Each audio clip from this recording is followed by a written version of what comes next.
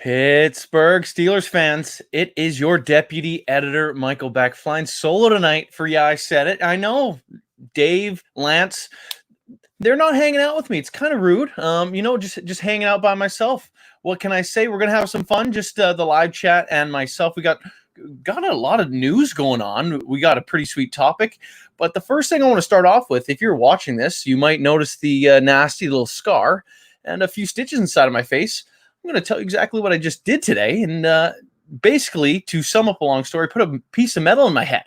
I am, during my not BTSC time, I'm usually spending my my hours and minutes as a sheet metal worker. So shout out to you if any of you guys are out there. They're also doing the same gig, but hanging off the roof and trying to install a piece of metal to hang off some of the duct. And you know what? If you jam something in between two other things and you try to yank on it a little too hard, usually gives way, and it gives way pretty fast. And in my case, 3 nice stitches. So you know what? That kind of sucks. But you know what? Maybe I have the face for radio. If I didn't before, I certainly do now. So with that said, might as well get into our big news of the night before we get into the exactly yeah, I said it portion. Of course, Bud Dupree today filing a grievance shortly after Shaq Barrett did to be listed as a defensive end rather than an outside linebacker. Now, before we even get going on that, I feel like there's pretty much no chance that actually goes through. You know, Bud Dupree pretty much played every single snap as an outside linebacker. His hand was rarely in the dirt. So I think in this case, it'd be nice for him to get that $2 million, but does it affect the Steelers? A little bit. They still haven't signed any of the rookies. Once those are done, there's not going to be a whole lot of money left. And $2 million might affect some stuff, might force the team to make other changes, rather restructure some other deals. There isn't a whole lot left, but that's just going to push more money to next year. And that's something I don't think the team necessarily wants to do. But there is a precedent for this, because I do believe the Steelers, instead of giving Cam Hayward DN, they gave him D tackle or vice versa. I'm forgetting the actual position switch, but they did this to give Cam more money because he earned it. And, going into these negotiations with Bud Dupree, you're really going to try to make him as happy as possible right now. And maybe the Steelers give it to him, even though he already did sign that tender as an outside linebacker. But with Bud tonight, I think I can't necessarily see him getting that extra money. I can't really see him winning that grievance and actually being classified as a defensive end. But on that flip side, I think it's going to be tough, especially because the Steelers have 5 days to work out a deal, a long-term deal, make that with Bud Dupree. July 15th is that cutoff date. They can't get it done. I don't see a contract being negotiated next year. So it's going to be an interesting 5 days in Steelers Nation. If it doesn't get done, Bud Dupree's probably not going to be your starting outside linebacker in 2021. But they did draft Alex Highsmith to fill that void. And you know what? I feel like he's probably, I think the franchise views him quite highly. If he's not as good as what they possibly think they have, then you know what? Do we believe in a Tuzar yet? He exploded in the preseason, 5 sacks a year ago, which is insanity. But I don't know if that's quite enough. Is Ola going to take over that spot? Probably not. Like, I think Highsmith is obviously he's got the high draft pick pedigree. He's probably the guy who's at the top there. And to be honest with you, I feel like that's probably the way it goes down. I think the team kind of set themselves up for 2021 success by not having to be forced to draft an outside linebacker very high. So I think that's a pretty wise move on their part, a pretty savvy move to have already kind of taken care of that position for next year. Of course, Highsmith, he balled out. I believe he's third in the entire NCAA in sacks. And Dabo Swinney, he's one of the highest compliments you could give to a player. He continually mentioned him by name, and how Clemson was kind of scared of him. He was the guy on that Charlotte defense. So if all things go down, I have a lot of faith in Alex Highsmith, even though he's not played a snap in the NFL yet. I think he is the guy that should kind of continue this pretty amazing stretch of Steelers outside linebackers. Obviously, with TJ Watt on the other side there, going back, James Harrison was a beast. Lamar Woodley, go back even further, Jason Gilden, Joey Porter, I missed in between there. Even back further, Greg Lloyd, Kevin Green, just the entire era of 34 outside linebackers, even if that's not necessarily what this defense quite is anymore. I think this team is been doing a fantastic job. You know, we always talk about the wide receivers. Always how great this team does at drafting and developing wide receivers. The outside linebackers haven't been any slouch either. So when it comes to Bud Dupree filing this grievance, and of course, Ian Rappaport also mentioned they aren't close. They aren't close to a deal. Of course, things can change, but I don't think this is the deal necessarily that does that. And I think because they did draft Alex Highsmith and as highly as they did, I think the writing's on the wall. Bud Dupree exploded. 11.5 sacks is insane. He also set career highs in forced fumbles with 4 and 68 tackles on the season, all career highs. Also tied his career high in fumble recoveries with 3. Can he do it again? Sure, why not?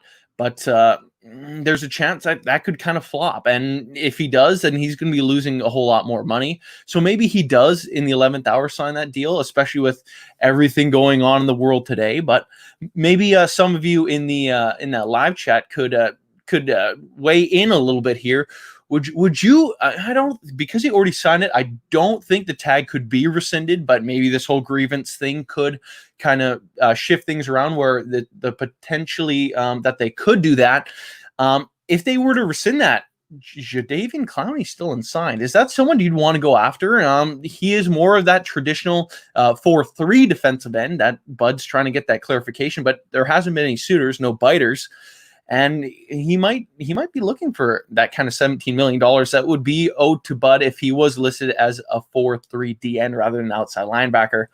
Again, I don't think that's going to happen. But yeah, it's the NFL. We're in a weird time. I suppose it is possible. I see a few of the live chat lighting it up a little bit here. Talking about the jersey I got on, clearly Terrell Watson. You know what's funny, interesting enough? Terrell Watson, someone I played against back in the glory days at SFU. If you don't know a little bit about my past, I played D2 football at Simon Fraser University. We played in the GNAC conference. You know what? We didn't do too hot. Terrell Watson obviously made the NFL for a reason. Absolute beast. No, this isn't a Watson jersey. Not repping my conference brethren, I suppose. But yes, it is the Minkah. You know what? I'm pretty sure the day he was traded for, I just went on and ordered a custom Minkah Fitzpatrick jersey. I was so confident he'd be good. Paid off. Probably a pretty stupid mistake. I don't know. Mistake, probably not the right word. I don't think I'd do that again in the future, just on such a whim.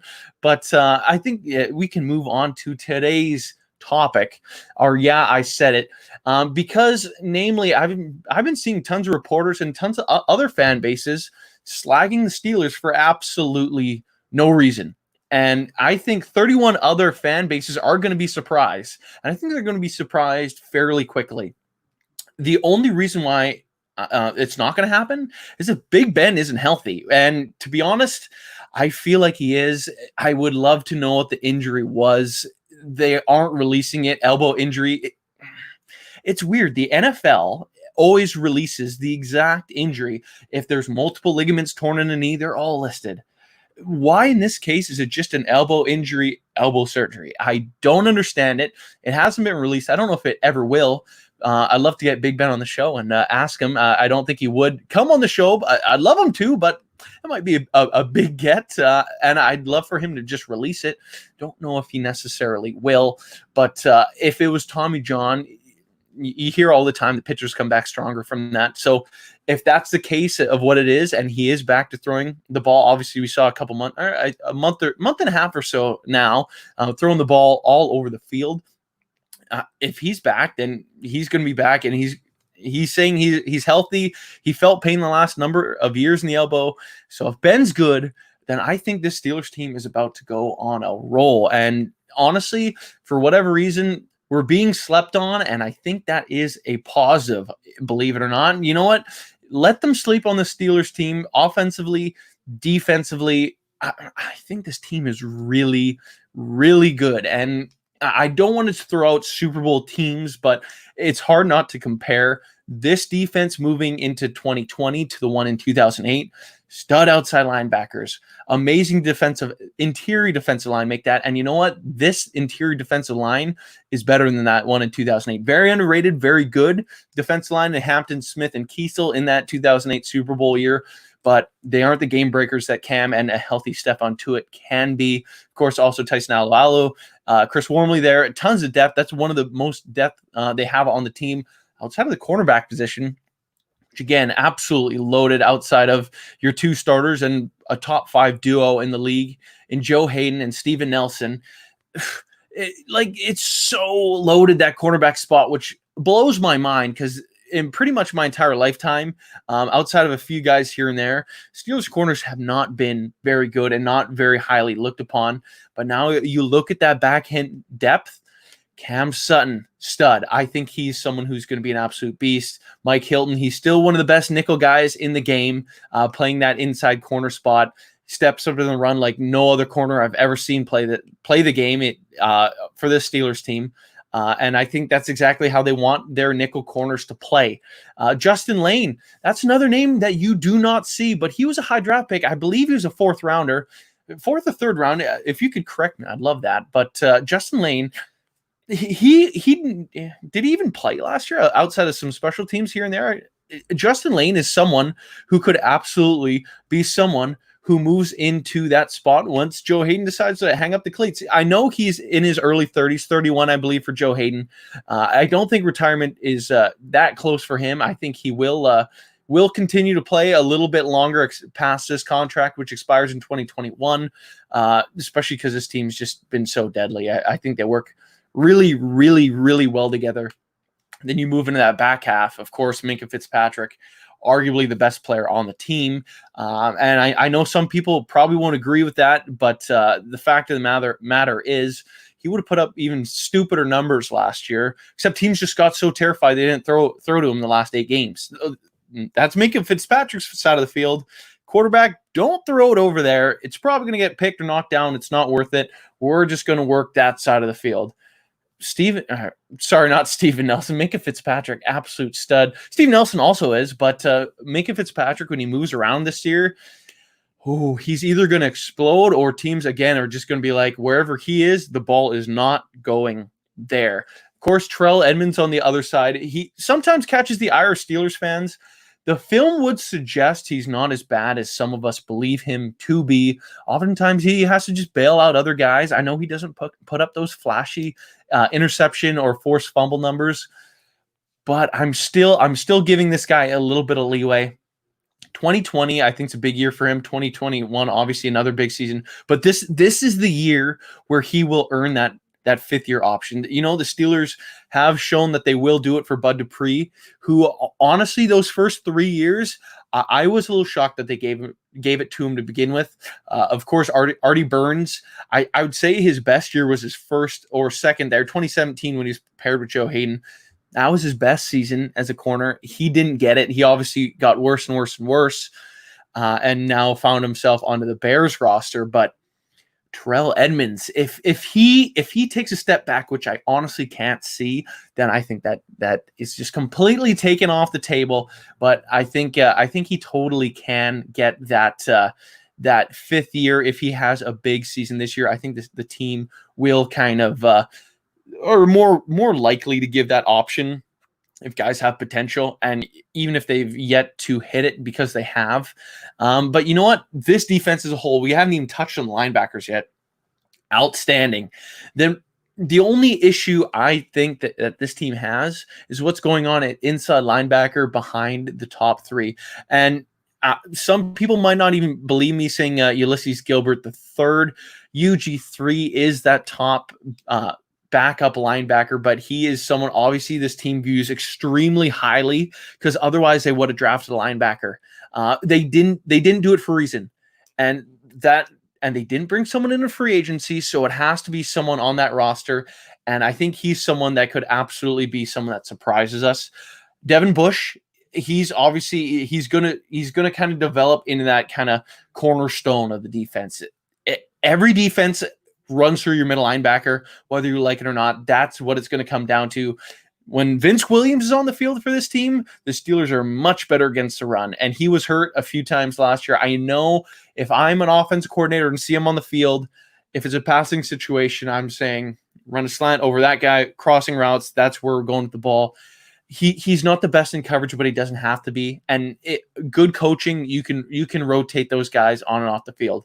So for all those reasons combined, this defense alone almost brought the Steelers to the playoffs last year. The offense was completely atrocious, but before I even dive into the offensive side of the ball, if they can replicate what they did a year ago or even potentially be better, as I think they have better outside linebacking depth and can get TJ Watt some rest, get Bud Dupree some rest, I think this defense could only take a massive bound. Speaking of TJ Watt, fourth place, I believe, for Defensive Player of the Year voting. Totally rigged. He should have at least been number 2. As much as we like to rag on them, that team up north that shall not be mentioned. Gilmore was pretty good. He outside of one game where Devontae Parker kind of worked him a little bit. I will say that he was pretty outstanding. But I think this TJ Watt on this defense can only make this team better. I think he's going to be even better this year. Could he break James Harrison's 16 sacks in a season record? I want to say yes, but this defense is so good. There's guys that are going to take sacks away from him. So maybe 16 is kind of that ceiling. Can he get higher? What do you guys think? Can TJ Watt get more than 16 sacks? Or will the guys around him take away from that? Because obviously he's going to face the double teams. Maybe that boosts Cam's numbers. Maybe Hayward has another 10 plus sack year. Stephon Tuitt, he could be another guy flirting with that. But Dupree finally hit that double digit number. So that interior 7, it's super interesting. There's a ton of guys that could go over double digit sacks. And you know what? All these guys combined, of course, we touched on Bud filing his grievance earlier. This defense, this is Super Bowl defense. And whether teams will point it out or not, it's one of the most complete units. I would say it's the best defense in football, and it's going to surprise some people. The better this offense is, the more time they can take off the clock. Could they potentially be pushing 13 points a game allowed, 12, 11? Could they get down to 10 points per game? That would be insane and extremely unlikely, especially in today's NFL. But whoo, baby, could they do it with this offense? Ben is back. This receiving core is better and healthier than it was a year ago. Of course, I think the biggest change, Dante Moncrief is out. Someone that I got ragged a little bit on the Steelers preview with Mr. Brian Anthony Davis yesterday. When the show's done, go check that out, by the way. But Claypool for Moncrief, that's pretty big right there. Juju Smith-Schuster, he's coming in healthy. He obviously had an injury-riddled season a year ago. I've seen some film when he was even healthy, running open, just the ball wasn't getting thrown to him for whatever reason, be it the quarterbacks being told not to be taking some of those routes or just misreading the plays. With Ben on the field, that's not going to be missed. Juju's going to bounce back. His numbers are going to come back. Probably not 1,400 yards, but I would be surprised if he wasn't between 9 and 1,100 yards. So Juju's back healthy. Deontay Johnson, his first year in the offense, and he arguably will be the number 1 for this team, especially if he can figure it out with Ben. What did they get? A game and a half together last year. Deontay Johnson's going to be so much more, I think, with Ben Roethlisberger. He is absolutely going to go off in your fantasy leagues. I would set him a little bit higher than what these experts are calling for. He's someone who could potentially break that 100 reception barrier. Probably not this year, but if Ben's healthy and Ben is healthy again in 2021, I could see him playing that Antonio Brown-like role where he just gets a ton of targets his way. And then James Washington, that first year he did play a little bit, put up some decent numbers with Ben. Year 2, obviously Ben's hurt. Year 3, now they should have some chemistry. This is the year for James Washington to do something, and potentially 2021 could be his last season on the roster as well. These wide receivers kind of get recycled through pretty darn fast, and the last one since Hines Ward, I believe, to get a second contract was Antonio Brown. No one, not Mike Wallace. not Emmanuel Sanders, not Santonio Holmes. You name the receivers, they didn't get second contracts to stay in Pittsburgh. It doesn't happen. I don't think it's going to happen with Juju. I don't think it's going to happen with probably James Washington, specifically because his team doesn't do those deals with receivers, and because I think they're going to invest most of that money in their defensive side of the ball. I think that's a smart way to go about it, especially when you're kind of on the precipice of a new era, especially on quarterback on that offensive side. I think the O-line is better than a year ago. I think Ramon Foster, years started to catch up with him a little bit. And I think Filer, he was outstanding when he moved to guard against the Rams. He did pretty well when Donald was lined up against him. Of course, he made some of his plays, but it's Aaron Donald. You're not going to stop him. I don't care who you line up against him. You can only hope to contain him. I think this O-line's better. I think Zach Banner and Chuks Okorafor are going to push. They're going to push big time for that tackle spot. And I think whoever wins the job, I think whoever the number 2 is, could potentially end up that left tackle taking over for Big Al if he were to retire or not be extended past his 2021 expiration. So I think this offensive line is better. I think they're younger. I love that Dotson pick. I love the Wisniewski middle 3 kind of guy to replace BJ Finney. I think you basically just replaced Finney with someone who's older and cheaper. The exact same player doing the exact same thing. I love that move, especially you weren't going to be able to afford Finney to come back another year. But this O-line, again, loaded and primed to come back for another season. I think this O-line works better with Ben. They have that kind of chemistry, knowing where he is in the pocket. Big Al kind of works his kicks a little bit better. I know he struggled a little bit in 2019, but he faced a murderer's row. Those defensive linemen that he was lining up against were some of the best in football. And I'm trying to just let that escape my mind a little bit and not judge him completely on 2019 and just give him the benefit of the doubt heading into 2020. Quarterbacks that didn't really have a lot of pocket presence or chemistry that they had with him, and just playing against the best guys in the league, you can only expect so much from a guy. And then I guess lastly, we can hit up the tight ends and running backs. Eric Ebron, if he's healthy, holy, they got a huge guy out there, another target. And if Vance McDonald can stay healthy, I think some of that workload is off his plate now.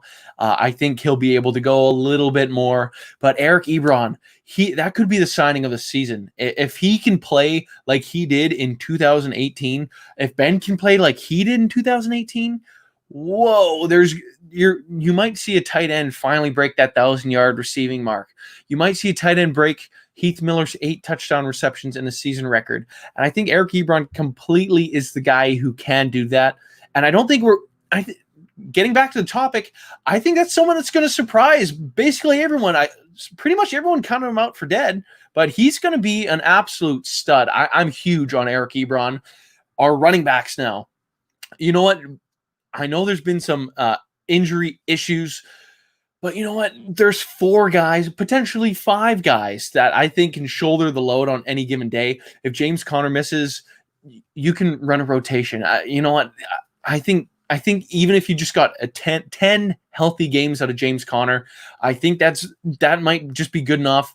Ben's not playing to hand the ball off. That's the fact of the matter. I think Jalen Samuels, he'll kind of develop more. He'll be better than he was a year ago. The Wildcat just was not set up for success. That was just an unfortunate year. I think Benny Snell, when they spread out the box, when there's actually this threat of throwing the ball, he can run between the tackles really well. And when the box isn't stacked, it's going to be incredibly easier to do that. You can move and pull your guards so much easier. They're not crashing the line of scrimmage like crazy. You know, Benny Snell, he is going to have a better season. The thing that I love about him is when he gets tackled diving forward and picks up that extra 1, 2, 3 yards, depending on the type of contact he's getting wrapped up in. So that's going to be huge when it comes to that kind of those kind of short yardage situations. I think he's going to be better. Another guy that kind of caught the ire of Steelers Nation. He kind of struggled at times, but you know what? I think Benny Snell is primed for a bigger year. And then obviously Anthony McFarland, that's the sleeper. I don't know how much he necessarily gets the ball this year, but he is going to make some plays. He's going to make some plays out of the backfield. I think he's going to make some plays on that kick return game. I think punt return duties will stay with Deontay until he kind of really cements himself as that number one and kind of play it as Antonio Brown did. If the Steelers needed a play to be made, they sent AB back there. They could do that with Deontay. If McFarland just proves that he is absolutely an absolute beast, why not? He could just play that spot punt, kick return every single week. He could be someone that lines up in the slot, someone that kind of motions around a little bit, that Matt Canada kind of motion guy. Obviously, they have that rapport with one another, so that could absolutely be a thing. And then I guess lastly, Derek Watt. I think that's the X factor. I don't really know what you're necessarily going to get with him, but when you're paying a fullback $3.5 million, I want him to get the ball. I would be upset if he had less than 10 carry. Like I'd want him to get a carry game. I'd love to know your thoughts on that. And you know what? Derek Watt, I love how Kyle Juszczyk was used in San Francisco. I don't think he's quite the same player as Juszczyk is, who is basically a tight end playing fullback who can do it all, running those wheel routes. I think Shanahan just makes a great offense for the fullback. I would love Derek Watt to be used like that. I don't know if he necessarily will be, but they're paying him like he should be. So I think he's someone who could totally get the ball more. I want to expect it, but I know it's going to break my heart when it doesn't happen. But I would involve the fullback more. And he could necessarily be the only fullback on the field at a time, and I would do it. I think he needs to get those reps. You know what? I'm gonna open up one thing in our live chat here. It already moved on me, so I got to get back to it. Didn't mention Ryan Switzer. You know what? That fifth wide receiver spot, it's going to be extremely interesting how it goes down. I think Deion Kane makes this team. I think he was outstanding with some extremely limited action there. But Ryan Switzer is Ben's buddy. We know it. And you know what? I think he is someone who could potentially get those short yardage kind of throws because Ben trusts him. And I think I might get an article coming out here just kind of showing what Ryan Switzer might mean to this team and what you would think if he put up some bigger yardage totals, some bigger reception totals than he did last year, than he did his first year in Pittsburgh. You know what? I think he totally could be that guy that could put up a couple hundred yards in the first 3 weeks. That's a little insane, but he could put up 400 yards. I wouldn't be surprised just because Ben trusts him and likes him so much.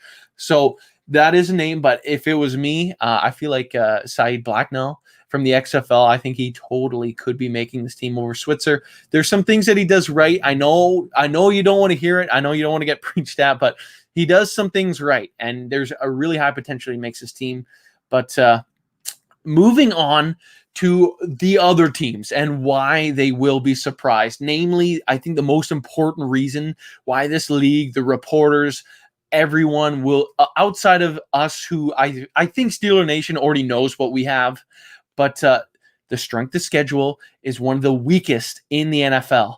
Or just behind Baltimore make that.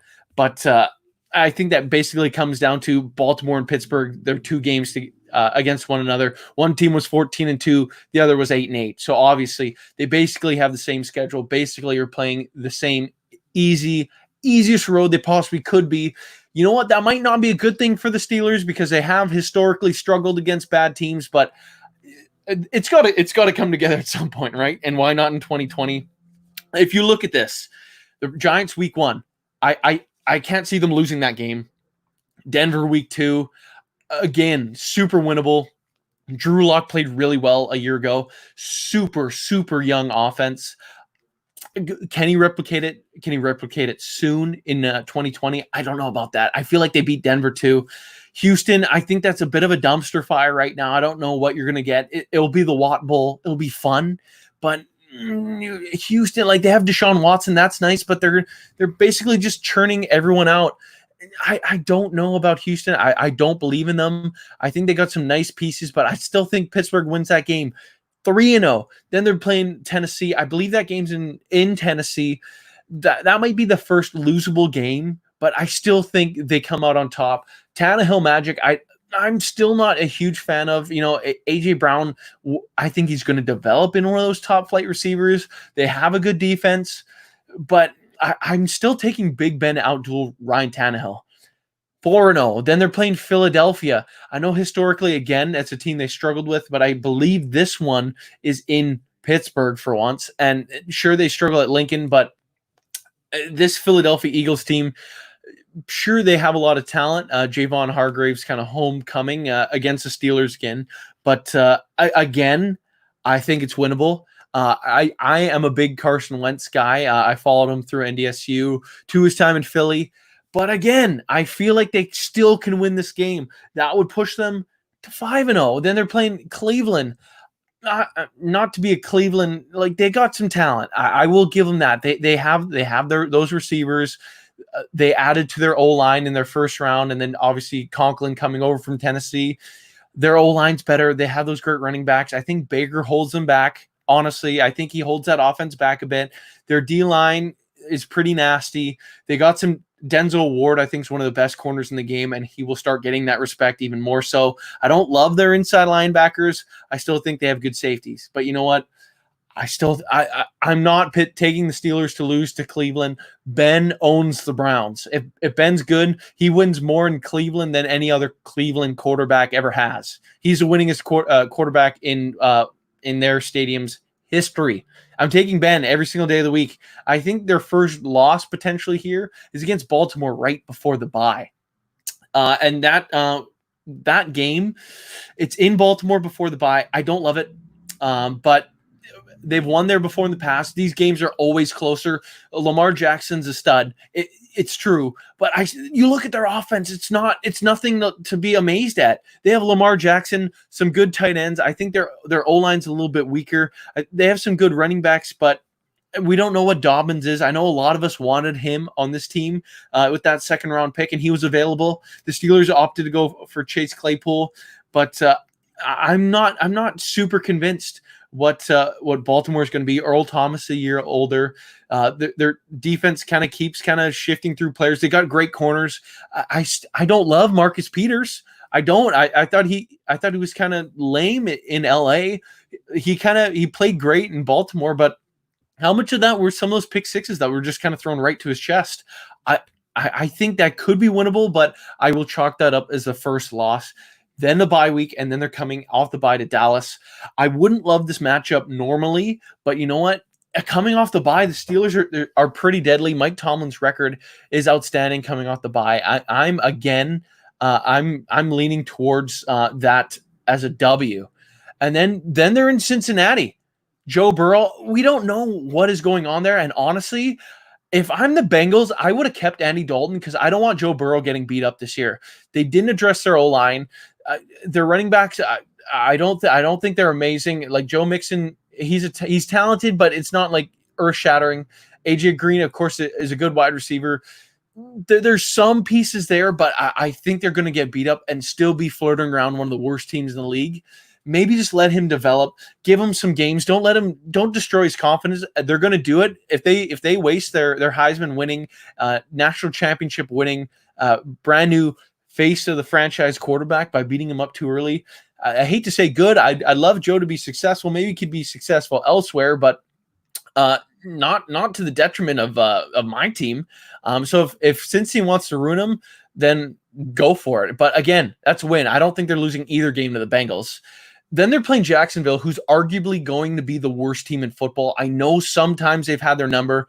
Pittsburgh finally got them back on that Ben Roethlisberger diving across the goal line with 3 seconds left 2 years ago, 2018, I believe it was. They got them back. I can't see how you lose this team. It is the classic trap game, but I think they are going to do it. I feel like this is completely winnable. And then we got the Ravens game, Thanksgiving in Pittsburgh. The amount, I believe it's like 70% of Thursday night games are won by the home team. I think it might even be more than that. I think the exact stat is 78%. That goes up exponentially more when it's on a holiday, which is random, but it's stats. Pittsburgh's at home, Thursday night game at home. Everything favors the Steelers going into this one. And I think at this point in the year, everyone's going to be like, Holy smokes, the Steelers are 9-1. Well, I guess at this point they'd be even more than that. They'd be like, they could potentially be 11-1 at this point. Beating Baltimore, excuse me, and that is not quite right. They'd be 10-1. Beating Baltimore pushes them to 11-1, and at this point, I think the entire NFL world would be going insane. The Washington Football Club, whatever they're going to be called, that's who they got up next. I think that's another trap game of sorts. For once, can the Steelers go a year without losing a trap game? I feel like this is the year of destiny where they don't do it. I think I say that every year, but why not? You know what? 12-1, that looks pretty good. Then they're playing Buffalo that Sunday nighter in Buffalo. I think this one's going to be a little bit challenging. I know a lot of people think Josh Allen's got those accuracy issues. I'm not. I'm a pretty big Josh Allen guy. In Buffalo, that crazy environment, December 13th, Sunday Night Football. It's hard to say the Steelers would win that one. I feel like that's another losable game. But sitting at 12-2 with. Oh, excuse me. Again, I made a mistake. I'm not on it on this one. They'd be 11-2 with the loss there, with 3 games left against Cincy, who already said they're going to beat Indianapolis and then Cleveland in Week 17.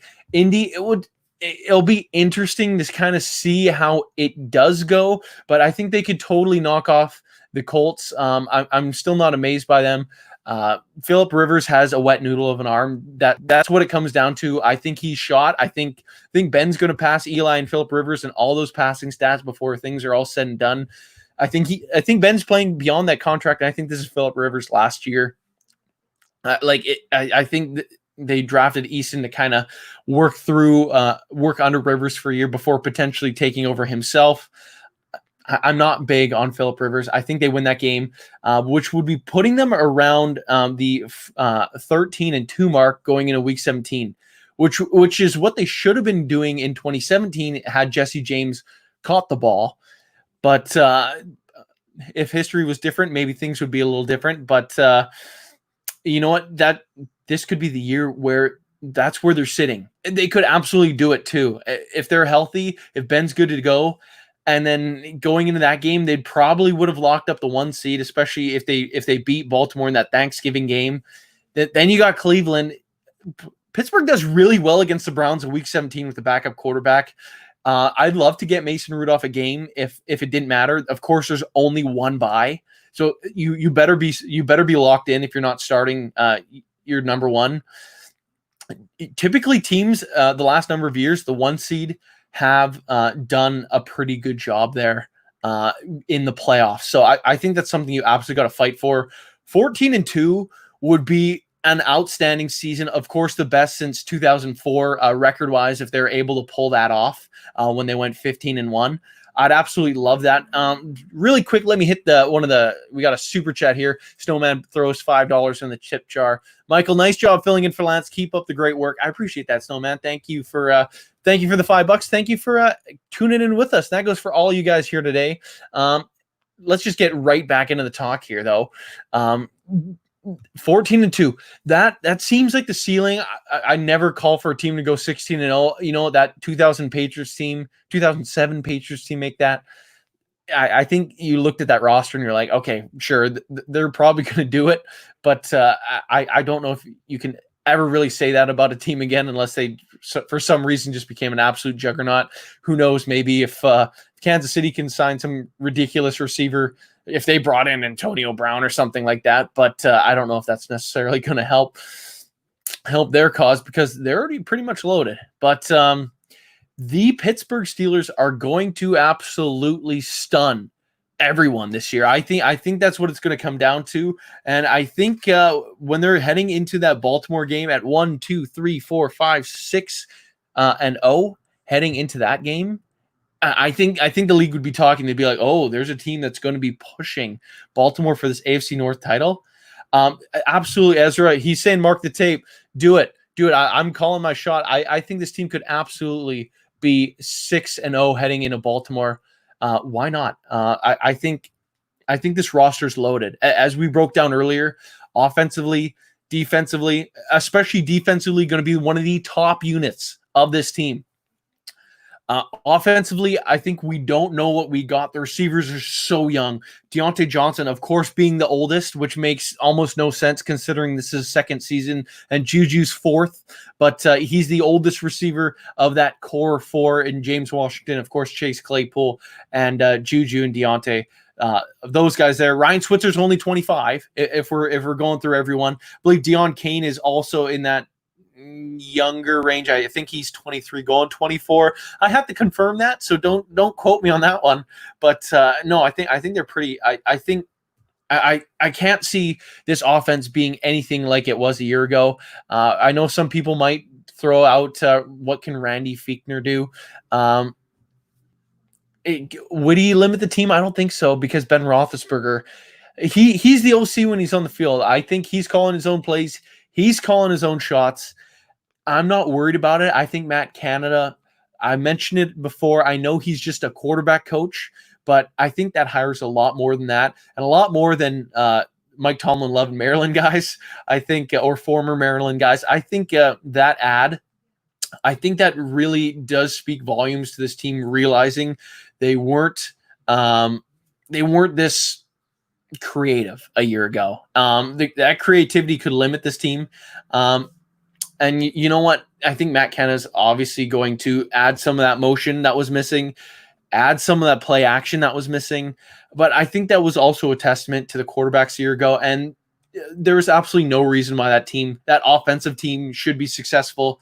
You know, in 2019, Mason Rudolph didn't have a quarterback coach his rookie year, and he's thrown to the wolves in his sophomore season. He gets no reps, and then all of a sudden he's a starter. I'm not surprised in the slightest that that's how that went down. But it's going to be really interesting moving forward here.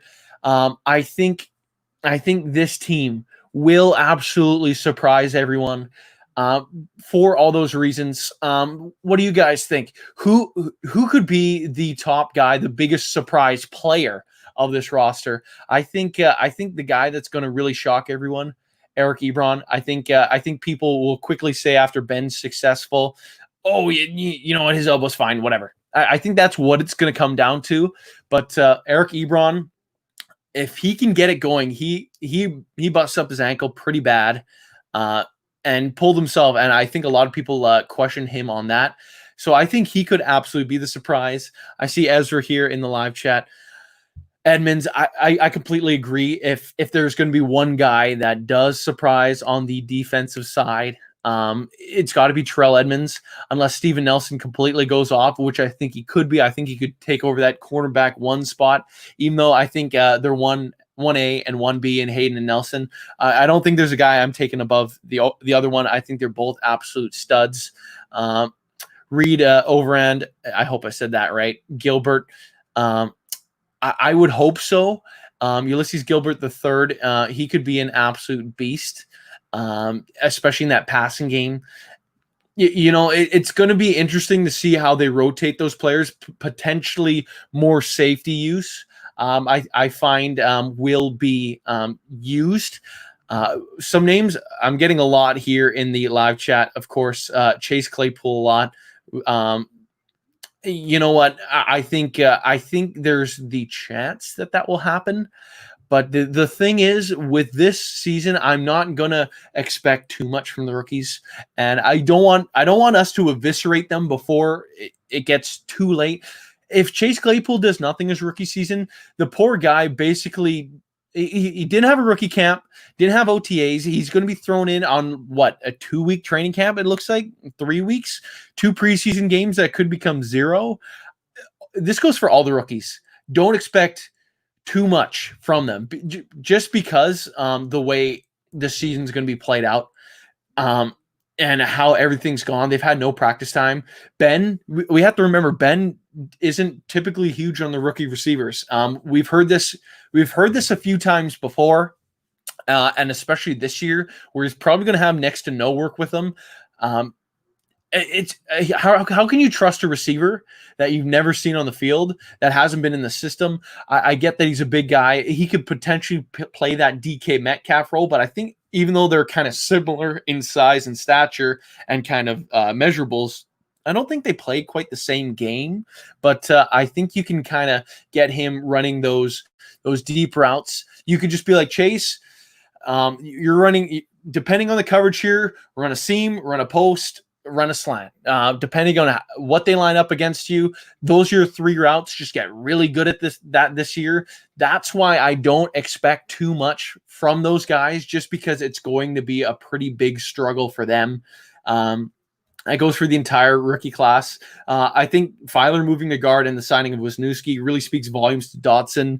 I think he's going to have some guys ahead of him that will allow him to potentially not play at all, which I think would be nice for him, kind of develop that pass blocking. I think he's an absolute road grader, but I think Ben is going to want his guys in front of him, and that's pretty much what he's going to get. McFarland, running back, I would say is probably the easiest position to transition into that next level. Not that I've done it, but when it comes down to it, you can run outside zone, and it's the same from high school. The reads are the same from high school, college to the pros.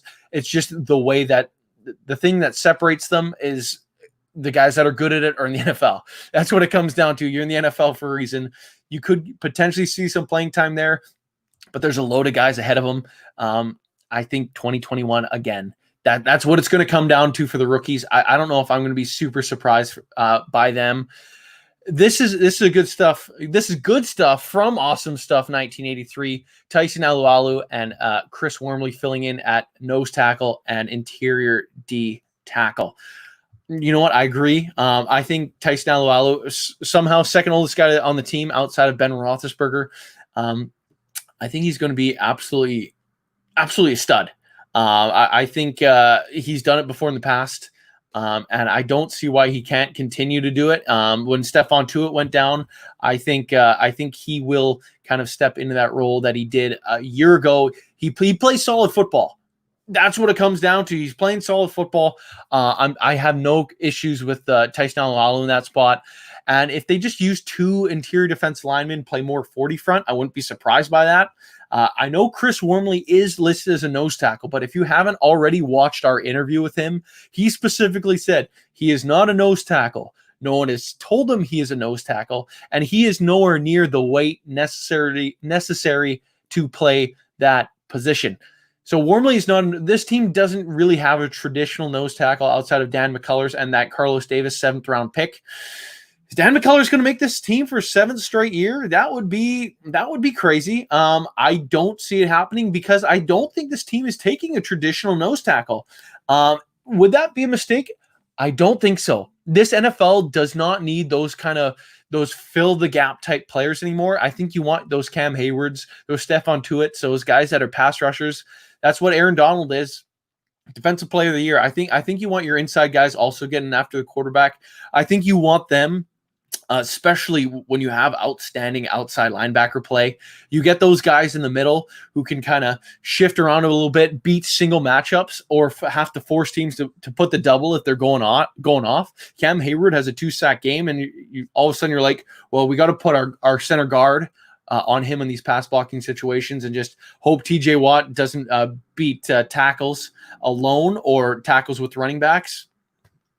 Good night. You know, I think they're building this team the right way. And I'm really super excited for how it's going. Before I wrap things up here, I know we still got a couple minutes before the top of the hour. If you guys have any questions to shoot for me, we basically ran through all the topics I had for you. If you missed out earlier, of course, cut my face, couple stitches there earlier in the day. That's always fun. The huge Bud Dupree news. Who knows if he even plays now if he doesn't get that extra $2 million. That's going to be interesting. I would certainly hope that he does, considering he already signed that tender. But yeah, this team has been pretty crazy to kind of watch this offseason and see how people kind of talked about him. Of course, I had that article earlier today on Adam Sheen, who doesn't think the Steelers team is a complete roster. He didn't put them in their top 9. That doesn't make any sense to me. How is the Steelers roster not a top 9 in the NFL? How are they not complete? Does anyone get that? I don't. And I think that's going to be one of those guys that just completely gets surprised. And one of the kind of key reasons why I brought you this topic today. I think there's absolutely going to be some noise made in Pittsburgh. I think there's going to be playoff success. I think this team is absolutely going for it this year. They go for it every year. It's the Pittsburgh Steelers. They play this game to win Super Bowls. I know some teams play this game to make money. That's what it comes down to. Some teams, some owners, that's all they care about. The Pittsburgh Steelers care about rings, and with Ben Roethlisberger at the helm, they have a chance to win a ring. Every single year, you have a franchise QB, you are a contender. Who knows how much left they got with Ben? I don't know if he's playing with a $41 million cap hit in 2021. That seems I think that's something that could hurt the team moving into the future. And if they have a successful year, I could see him extend a little bit further, especially if he's healthy. It could be offered, just be like, hey, Ben, we'll give you another season of playing, and then we could slap some void years on the back to spread out that cap hit, kind of what New England did with Tom Brady a year ago, just to bring that cap hit down. And one of the reasons why I continue to say the cap's a myth.